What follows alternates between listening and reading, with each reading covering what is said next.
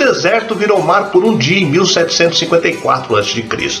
Mas a inundação que destruiu Enxuna, uma das grandes cidades-reinos da Mesopotâmia antiga, não teve nada a ver com a natureza. A catástrofe foi provocada por um homem, Hammurabi, o fundador do Império Paleo-Babilônico, o sexto rei na dinastia de Babel. Conquistador da Mesopotâmia entre 1792 e 1750 a.C., ele já era senhor de um grande território. Quando cansado de esperar a rendição de Enxuna às suas tropas, mandou abrir uma barragem e inundou o local. Conquistador temido e político habilidoso, o imperador usava suas vitórias militares para impor a ordem na Mesopotâmia. Eu sou o Sidney Góes e você está no Placebo. Vem comigo, que no caminho eu te explico.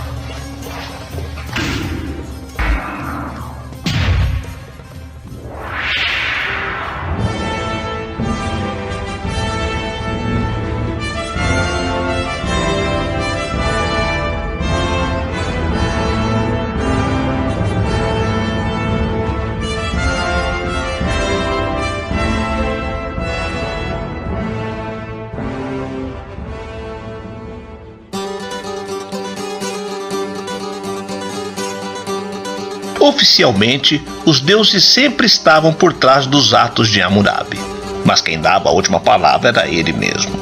Graças à sua sabedoria política e à sua habilidade militar, tornou-se um dos grandes líderes da antiguidade. Essa atitude drástica de inundar a cidade de Enxuna teria sido um pedido de Marduk, deus nacional de Babel, e dos deuses sumérios Anu e Enlil, destruir a cidade com uma grande massa de água. O código de leis que usava durante o seu governo ficou célebre por uma das primeiras expressões escritas do direito. A data em que Hammurabi nasceu é desconhecida, mas sabe-se que ele ainda era um jovem quando assumiu o trono de Babel, em 1792 a.C. Naquela época, a cidade era subordinada a outros reis, todos de tradição ou origem semita, como ele, que pertencia ao povo amorita. Quando morreu 42 anos depois, Hammurabi havia se transformado no soberano de toda a Baixa Mesopotâmia. O território sob o seu poder corresponderia hoje ao sul do Iraque e à parte da Síria. Não parece grande coisa, mas anos atrás, esse era quase todo o mundo conhecido pelo povo de Babel.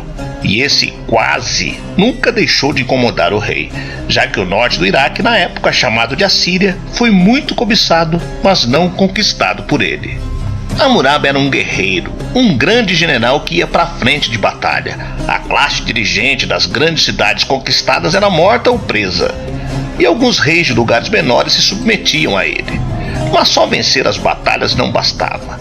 Era preciso manter a ordem nos territórios conquistados, o que Hammurabi fez brilhantemente. Mais do que um general, ele era um administrador e um legislador, que legou à humanidade um dos mais antigos e importantes conjuntos de leis. Elas estão inscritas numa estela, uma rocha destinada a receber textos de diorito, que foi encontrada em 1901 numa expedição arqueológica francesa ao Irã. É o famoso Código de Hammurabi. Ela contém 282 sentenças baseadas na tradição oral, nas crenças religiosas e no costume, compiladas por escribas da época. A grande maioria delas, provavelmente, foi proferida pelo próprio Hammurabi, ao julgar os acontecimentos ocorridos durante o seu governo. O trecho mais famoso é o que institui a chamada Lei de Talião, pregando que um criminoso deve pagar por seus crimes na mesma moeda. A criação e a divulgação de um código legislativo escrito serviram para cristalizar a autoridade do Estado sobre os súditos e, ao mesmo tempo, regular o funcionamento da sociedade. Com leis redigidas, define-se as relações entre os homens, assim como as relações deles com suas posses, originando o direito de propriedade. O Código de Hammurabi não traz as primeiras leis escritas, mas daquela época foram as que melhor chegaram a nós, e elas consagram princípios que duram até hoje, como o valor do testemunho e da prova. Ao registrar suas leis, Hammurabi não agiu só como legislador, mas como um marqueteiro de primeira, unindo o senso de justiça à autopropaganda. Na pedra que contém seus pronunciamentos legais, há também um prólogo e um epílogo, nos quais ele se apresenta como um rei prudente e perfeito, escolhido por deuses como Marduk para fazer surgir a justiça na terra, para eliminar o mal e o perverso, para que o forte não oprima o fraco. Em outra passagem, o rei não hesita em se auto-intitular o Sol de Babel, como soberano absoluto. Hammurabi controlava cada canto do seu império com uma belíssima rede de informações. Tinha representantes em todas as cidades que governava, com quem se comunicava por meio de correspondências. Foram encontradas mais de 150 tábuas com inscrições dele, endereçadas a 3 funcionários de Larsa, uma das cidades que conquistou. Essas cartas tratavam de temas como julgamentos de crimes, organização agrícola, distribuição das terras entre os homens e as ordens sobre trabalho compulsório. Nada escapava ao olhar do rei, nem mesmo a tosca de ovelhas em uma cidade distante ou um caso de suborno numa localidade do norte. Era um reino grande, mas ele sabia de tudo e mandava em tudo. Era obedecido em todo canto. Havia assembleias de anciãos, assembleias do povo, mas a palavra final era dele. Quando não se chegava a um acordo na sentença de um julgamento, mensageiros levavam o caso até a instância final, que era o próprio rei. Além de firmar alianças militares com os reis de outras cidades da Baixa Mesopotâmia, Hammurabi explorava a rivalidade entre eles, fazendo com que se destruíssem mutuamente, deixando assim o caminho livre para seu próprio exército.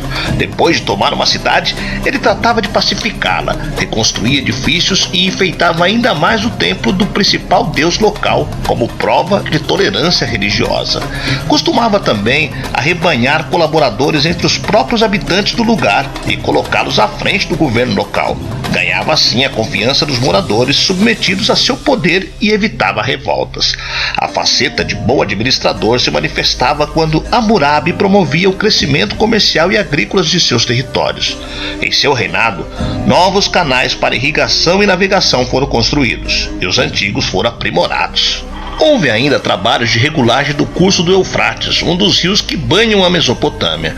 Foi com medidas assim que, apesar de muitas vezes ter imposto seu domínio pela força, o líder babilônio conseguiu passar uma boa imagem para a posteridade. Ele propagou a ideologia semita do rei como o bom pastor, preocupado com os cabeças pretas, como se chamava o povo.